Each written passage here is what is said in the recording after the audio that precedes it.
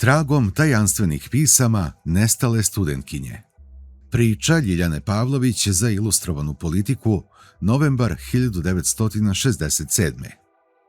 Studentkinja Ljiljana Šunkić iz Beograda nestala je pre 9 meseci u čudnim okolnostima. Njena majka i sestra ne znaju gde je ona, ali dobijaju pisma i fotografije koji ih još više zbunjuju. Mama, idem da radim na sajmu, lepo plaćaju. Majka se usprotivila.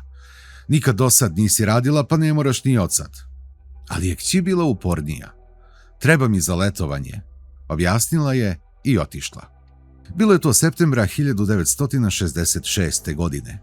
Ljiljana Šunkić, 20-godišnja Beograđanka, studentkinja prava, kći razvedenih roditelja, vitkog stasa i kratke smeđe kose, koja se do tada nikada nije nametljivo doterivala niti upadljivo oblačila, izgleda da je lako dobila posao na štandu jednog zagrebačkog preduzeća.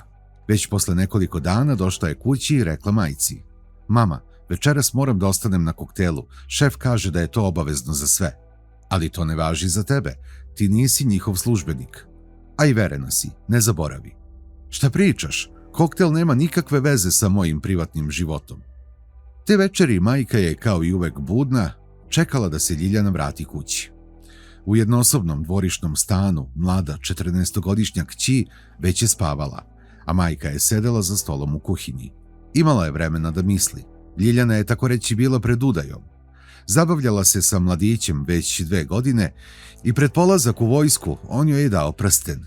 Njegova majka je poželela da i Ljiljana završi fakultet kao njen sin i zato se Ljiljana posle pedagoške škole upisala na prava. Majka je bila brižna. Prvi put je Ljiljana izašla bez svog mladića. Sama, a nikako se ne vraća. Bližila se ponoć kad je stigla. "Ako zbog posla moraš ovako kasno da dolaziš, nemoj više da radiš." Dočekala joj je majka. "Samo da se sajam završi, jedva čekam," odgovorila je kći. Majka je danju radila u preduzeću. Mlađa kći je bila u školi, a Ljiljana na sajmu.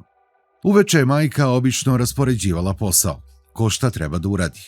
Nekako baš tih dana dok je sajam još trajao, ona je rekla Ljiljani: "Sutra operi prozore." I čudno, Ljiljana je počela da zapisuje. "Šta to pišeš, sine?" "Pa da ne zaboravim, mama. Postala sam nešto rasejana." Uveče 2 sestre koje su spavale na jednom kauču imale su običaj dugo da šapuću. "Ljiljo, ti napravi ružičastu venčanicu, ali da bude do peta," govorila je mlađa sestra. Ali otkako je sajam počeo, sve se promenilo. Poverljivih šaputanja više nije bilo. Jednog dana Ljiljana je vrisnula kad joj je sestra otvorila taštu. "Zašto, Ljiljo, zar ne smem da vidim šta imaš unutra?" Ovoga puta nije smela, ali je sestra ipak videla neke sive tablete. Ljiljana je postojala sve ćutljivija. Ponašala se vrlo čudno. Jednom kad se spremala da izađe, uzela je majčin ručni sat i počela da ga stavlja na ruku. "Ljiljo, pa to je moj sat. Tvoj ti je već na ruci," opomenula joj je majka. Devojka je ćutke pogledala, na levoj ruci zaista se nalazio već njen sat. Nekako tada i sajam se završio. Za samo 10 dana Ljiljana se toliko izmenila da je majka jedva dočekala jutro kada njena ćerka više nije morala da ide na posao, a onda su počela da stižu pisma na Ljiljanino ime. Prvo 2 puta nedeljno, a zatim svakog dana. I ona je priznala: "Mama, moj šef AP sa štanda ponudio mi je brak." "Sine, pa ti već imaš verenika." "Da, mama, ali AP ima 20 miliona na knjižici. Tako mi je rekao i obećao je da će kupiti dvosoban stan u Beogradu. On je Italijan, ali živi u Zagrebu." I tiho je dodala: "Njemu je mama već više od 50 godina." Tada se majka usprotivila: "Nemoj se udavati za pare, zar sam te ja tako negovala? Pa on, sine, može otac da ti bude." "Jeste, mama, starije. Jednom ga je kelner u kafani za mene pitao: a šta želi vaša kći?" Izgleda da su se tada Ljiljana i AP razišli, ali samo za kratko, jer su pisma opet počela da stižu. "Ljiljo, je li on oženjen?" pitala je majka. "Nije." "Otko znaš? Njegovi vršnjaci već imaju veliku porodicu." "Pa on mi je tako rekao, mama." "Svejedno, neka ide oženjen, ali neću da mi tako star čovek ulazi u kuću," rekla je majka. I mislila: "Dete moje, zar svoju mladost da prodaš za pare? Nisam te tome nikada učila." Kada je vidjela da se majka oštro usprotivila, Ljiljana je počela tajno da se sastaje sa AP. I dalje je bila čudna, čudljiva i nepoverljiva. Ali negde početkom januara 1967. godine počela je da biva nestrpljiva. Mama, ja moram da se udam za njega. Da li ga voliš, Ljiljo? Pitala je majka. Moram da se udam, mama. Ponovila je, ali je majka dobro zapamtila da joj kći nije nikada rekla i da ga voli. 15. januara Ljiljana je plakala i molila majku. Mama, dozvoli mi da ga pozovem. I majka je popustila. Čim je AP došao, kazao je. Ja želim da se oženim vašom ćerkom. Kupit ću stan u Beogradu i krajem februara ćemo se venčati, mama. Nemojte me zvati mama, ja sam mlađa od vas, rekla je. Moja kćerka ima bolju priliku, svog vršnjaka. Ali je u sebi mislila, ovo će biti brak iz računa i manje više već se pomirila. Za Ljiljanin 24. rođendan, 10. februara ove godine, AP je doneo zlatan prsten i zvanično je verio pred rođacima. Još jedanput je došao u kuću 15. februara. Majka je tada pitala, zašto ništa ne spremate za venčanje? Gde je venčanica? Mora malo da se požuri s pripremama. Ne brinite ništa, sve sam već spremio. Tada se majci učinilo sumnjivim. AP je očigledno hteo da odloži venčanje. Sumnjam u dobar završetak, rekla je kasnije kćerki. Evo ti pare pa pravo u Zagreb da se raspitaš o njemu. Bojim se da je oženjen. Gluposti, mama, brak je siguran, pa ja sam toliko mlađa od njega. Ali baš kad hoćeš, idem. Odsešću kod njegove majke i ostaću tamo do kraja meseca. Vratit ću se pravo na venčanje. Ali se vratila već sutradan. Zar te buduća svekrva nije duže zadržala? Pitala je majka. Našla sam samo AP, rekao mi je da mora hitno da putuje u Ljubljanu, odgovorila je Ljiljana. I to je bilo sve. Majci je bilo jasno da kći nešto krije i da je postala još čutljivija. Nekoliko dana posle toga Ljiljana je dobila telegram. Dođi pred hotel Moskvu, čekam te. AP. Majci je tek tada bilo sumnjivo. Samo krivac beži od kuće, mislila je. Sa njim moraš da prekineš, on nije pošten čovek, rekla je kćerki. Mama, ja nemam izbora, moram za njega da se udam. Tako su manje više izgledali njihovi razgovori, stalne majčine pretnje i grdnje i uvek isti odgovor. Ja moram, mama. Ali Ljiljana nikada nije rekla zašto mora. Majka će se uvek sećati jutra 23. februara 1967. godine. Padala je kiša, mlađa kći je spavala, a Ljiljana je ustala još u 6:30. Jesi li najzad odlučila da raskineš s njim? Dočekala je majka kćerku u kuhinji. Ne mogu to da uradim, moram da se udam za njega, rekla je i počela da plače. Moram da idem, mama. Onda je uzela kofer i spakovala samo suknju, džemper i plavu haljinu. Obukla je zelenu štofanu haljinu koju je majka platila 250 dinara i crne čizme. Nemoj, Ljiljo, ići u propast. Mora, mama. I tako je otišla. U početku je majka mislila, otišla je do drugarice, vratit će se. Ona je pozvala preduzeće u kome je AP radio, javila se sekretarica i rekla, AP je na putu. Izvidite, drugarice, možete li mi reći kakvo je njegovo porodično stanje? Upitala je majka. Porodično stanje? Pa šta da vam kažem, on je porodičan čovek kao svi ostali porodični ljudi, oženjen je i ima sinu i kćer. Kad je to čula, pomislila je, Ljilja će se brzo vratiti, nema gde da ostane dugo.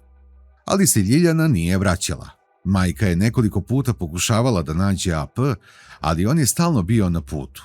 Kad ga je najzad našla, rekao joj je, sa Ljiljanom sam imao samo poslovne veze, drugčije me uopšte ne interesuje i nemam pojma gde je sada.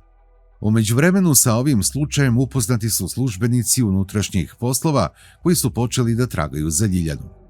A onda je neočekivano 26. juna, 4 meseca posle njenog odlaska, stigla prva vest od Ljiljane. Čestitala je 15. rođendan svojoj sestri. Na karti s poštanskim žigom iz Beograda bilo je napisano nekoliko ljubaznih reči, zatim potpis i ništa više. Bez adrese i ikakvog objašnjenja. Od tada su počela da stižu pisma i u svakom pismu po nekoliko slika. Draga sestrice, čuvam dečicu i, kao i do sad, dobro se osjećam. Imam 62 kilograma, mislim da si to dobro videla na slikama. Puno te pozdravlja i misle na tebe, Ljiljana. PS. Ne znam šta bih ti interesantno pisala, sem da ova dečica mene mnogo, mnogo vole. Pozdrav. Koliko su ih ova pisma radovala, toliko su majka i mlađa kćerka počele da sumnjaju. Ljiljana majku nikada nije pominjala, a nepovezane reči 62 kg, čuvam dečicu, unosile su sve veću zemlju. Da li to uopšte Ljiljana piše? Da li piše pod prismotrom, naređenjem? Da li je bolesna, nesvesna svojih postupaka? Na svim pismima koje je Ljiljana slala bio je žig pošte iz Beograda, a na fotografijama se video predeo kraj mora ili sa neke planine. Najteže je bilo gledati baš te slike. Lice sa fotografije kao da nije bilo Ljiljino. Bez osmeha, čudnog pogleda, čas crne, čas plave kose. Od vitkog Ljiljaninog stasa ništa nije ostalo. Na slikama se videla obla devojka sa čudnim pogledom. Njihova Ljiljana smernog pogleda teško se mogla prepoznati na ovim novim slikama. Bojim se, strašno se bojim za Ljiljanu, razmišlja brižna majka. Sve sam sigurnija da je bila opčinjena. Možda su to bile droge, mislim na one sive pilule u njenoj tašti. Slušam razne priče šta se događa s devojkama, a Ljiljanina pisma su čudna. 2 puta je sestri poslala pismo iste sadržine. Treba da se selimo, naša kuća se ruši i sad stalno sanjam kako se Ljiljana vratila i zatekla ruševine i kako viče i doziva nas, mamu i mene, a nas nema, priča mlađa Ljiljanina sestra. Zato mi se ne ide odavde, čekam da se Ljilja prvo vrati, pa ona nije mogla da me zaboravi tako brzo. Na osnovu pisama i slika, službenici unutrašnjih poslova tragaju za nestalom Ljiljanom Šunkić, a njena mlađa sestra zamolila je sve čitaoce da se jave redakciji Ilustrovane politike ukoliko su negde videli njenu stariju sestru ili prepoznali predeo sa fotografija. Čitaoci su prepoznali bazen, terasu i zgradu ispred kojih se Ljilja slikala. To su Čateške toplice u Sloveniji. Taman su novinari Ilustrovane politike nameravali da krenu u Čateške toplice kada se javio Rade Milinković, automehaničar iz Beograda, i rekao: ja sam letos proveo nekoliko dana sa Ljiljanom, i ispričao je svoju priču. Bio sam letos na Hvaru u Starom gradu. Jednog jutra krenuo sam da pecam ribu i zatekao mesto kraj jednog čoveka srednjih godina.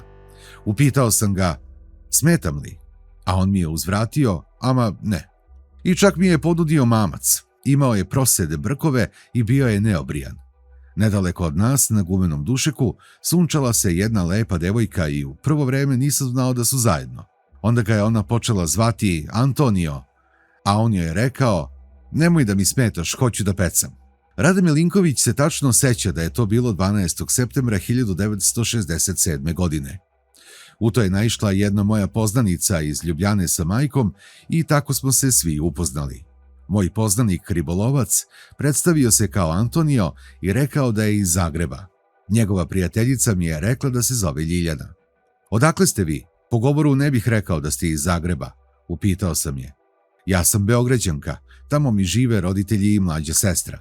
Ljiljana je bila u kupaćem kostimu i čim nam je prišla, odmah sam primetio da ima ožiljak iznad grudi. Imala je kratku smeđu kosu i bila je prilično vesela.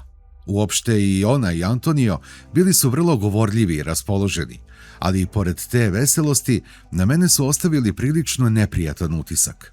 Razlika u godinama bila je velika i pre su ličili na oca i kćer nego na momka i devojku. Dođite kod mene na kafu da vidite kako sam se smestio, pozvao nas je Antonio i mi smo svi zajedno krenuli. Moja poznanica, njena majka, ja i naravno njih dvoje. Odveo nas je u jedan bungalov, prvi do obale, i Antonio je odmah počeo da objašnjava. Prilično je skupo, košta me 10.000 samo smeštaj svakog dana, ali sam zadovoljan. Bio sam prvo u hotelu, ali nisam dobio sobu sa terasom i pogledom na more, pa sam zato došao ovamo. Bungalov je zaista bio lep, imao je predsoblje, sobu, kupatilo i kuhinju, mada se hranio u hotelu, kako nam je kasnije rekao. Ovde je lepo, jel da, Ljiljo? Rekao je Antonio i opet dodao: i skupo je, ali to za mene nije ništa. Onda nam je objasnio da zastupa neku firmu i da mnogo putuje. Nisam ga pitao koju firmu, Ljiljanu je zvao Ljubo ili Mačkice, a i moju poznanicu uskoro je počeo da zove Mačkice. Ljiljana je zatim skuvala kafu i poslužila nas, a Antonio je rekao, umeš ti to i bolje.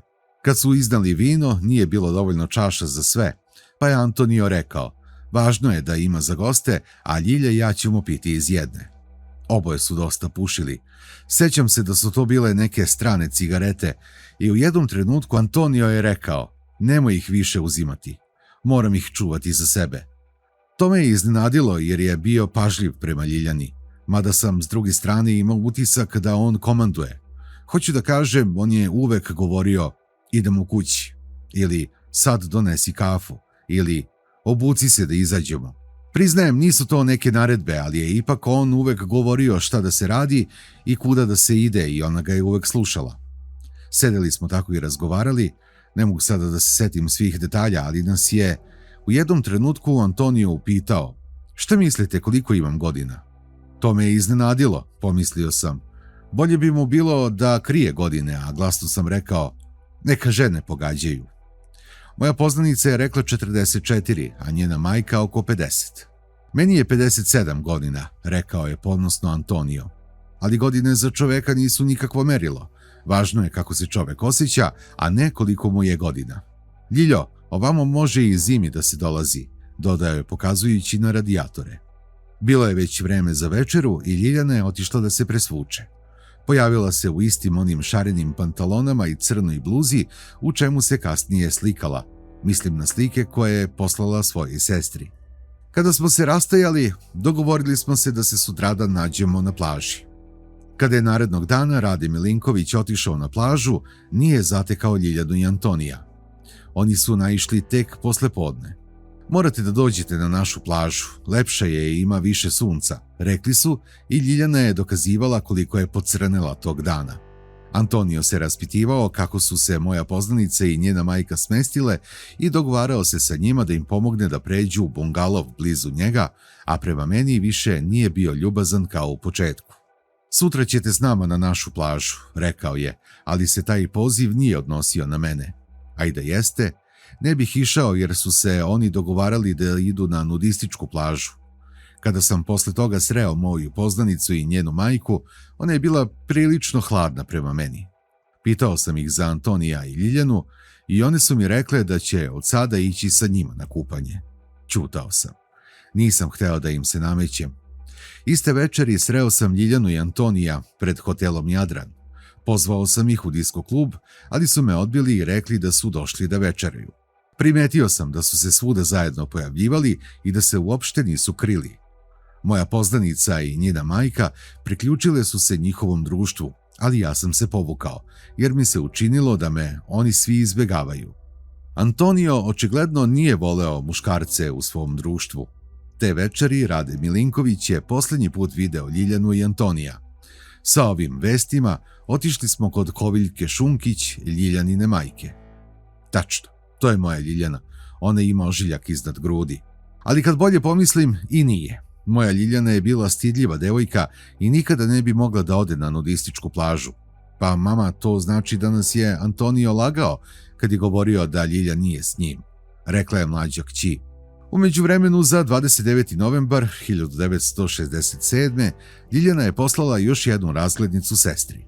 Draga sestrice, srećan ti praznik, budi dobra, pazi na sebe, čuvaj se. Volite Ljiljana. PS, uskoro ću ti pisati opširno pismo.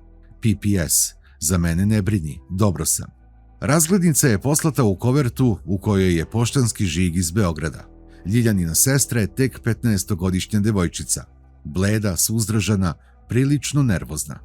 Ako Ljiljana nastavi ovako da me muči, mislim da ću poludeti, kaže ona. Više ne mogu da izdržim. Pišem im i ja, svako slovo tumačim, čak i zapete stavljam da se u njima ne krije neka poruka. Ljiljanin mladić, s kojim se zabavljala pre poznanstva sa Antonijom, bio je u vojsci kada je Ljiljana napustila kuću. Mesec dana pre svog tajanstvenog odlaska, Ljiljana ga je posetila i tada su oboje pravili planove za budući život, onako kako to čine svi mladići i devojke koji se vole. Kada je čuo da ga je Ljiljana napustila, napisao joj je pismo koje ona nije dobila. Jedina moja Ljiljice, zaboravimo to što ti se dogodilo, samo se ti vrati. Oprostit ću ti sve. A onda, posle napisa u listu Ilustrovana politika, javila se Ljiljana Šunkić. Pismo je opet sa žigom iz Beograda. Saslušajte i moju priču, napisala je i ispričala svoje detinjstvo. To je tužna priča devojčice koja u roditeljskom domu nije osjetila toplinu niti našla očekivanu zaštitu. Evo njene ispovesti. Napisali ste da sam ja dete razvedenih roditelja. Tako vam je sigurno rekla moja majka, ali tu ste napravili grešku. Naprosto zato što se moj otac i majka nikada nisu venčali. Ali počet ću iz početka. U sobi i kuhinji živjeli smo majka, sestra, otac, tetka i ja. Kad pomislim na oca, od svog prvog sećanja pamtim ga kako se pijan vraća kući. Majka i ja mu skidamo cipele i vučemo do kreveta. Majka onda obično kaže: hvala Bogu, pijan je, brzo će zaspati. To je najbolje što se za njega moglo reći. Jer kada je moj otac bio trezan, onda je moja majka dobijala batine, a o sestrinu i moju glavu lomila su se ogledala. Bilo mi je 14 godina kada sam iz jedne ružne svađe u dvorištu kroz najgore psovke saznala da takav otac nije moj zakonit otac. Nije hteo da me prizna za kćer. Nisam ga zvala tata i ne bih nikom poželjela da takvog čoveka nazove ocem. U našoj kući su bile stalne svađe. Radila je samo mama i naravno para nije bilo za sve. Da li zbog toga ili prosto što sam svima smetala, tek ja sam svima bila suvišna. Mama je tvrdila da sam glupa i da ne mogu da pamtim u školi, a otac me je zvao najpogrdnijim imenima. Kada se sada toga setim, ne znam kako sam uspela da u toj sredini ostanem tako dugo i da završim školu, ali zato sada jedno znam sigurno: u taj pakao me nikakve sile više ne mogu vratiti. Svi su me mrzeli, valjda me je samo sestra volela, ali i kada sam pričala da radim po sajmovima, ne jednom nego bezbroj sajmova, niko se nije bunio zbog novca koji sam donosila. Otac ga je uzimao za rakiju, a majka odmah kupila električni šporet. Živala sam vrlo skromno. Imala sam samo jednu suknju, jednu bluzu i dva rublja koje sam delila sa sestrom. Nisam žudela za luksuznim haljinama, niti sam želela raskoš. Radila sam u kući sve poslove, prala prozore, ribala pod. Sve sa radošću. Nisam zavidela drugaricama koje su se lepše zabavljale. Zavidela sam im samo što su imale očeve i mir u kući. A mene je u kući uvek čekao prekor, bilo šta da sam uradila. Kada sada moja majka kaže da sam sa AP, kako ste vi nazvali, pošla radi novca, to je samo plod mašte. Meni nikakve pare nisu potrebne, nisam na njih navikla. Ali mi je itekako potreban neko ko će me poštovati. Na kraju, i ja imam dušu i srce kao sav ostali svet. Po odluci moje majke, trebalo je da se udam za jednog lekara. Ja se na tu njenu odluku nisam obazirala. Otac se više nije mešao, on nas je već bio napustio. Ja sam sama izabrala svoj put i ako neko treba da se ljuti da AP, onda to nikako ne bi smela da bude moja majka. Posebno zato što 23. februara ja nisam napustila kuću.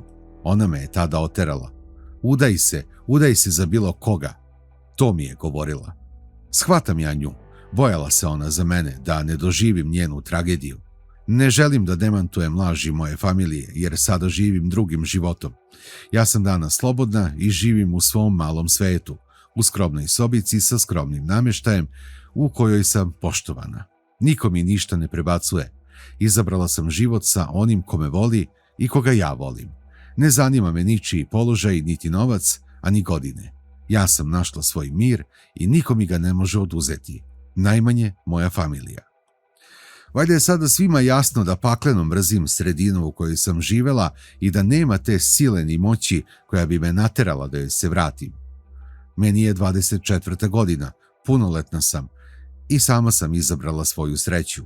Svoju majku poštujem jer me je rodila, ali samo zbog toga.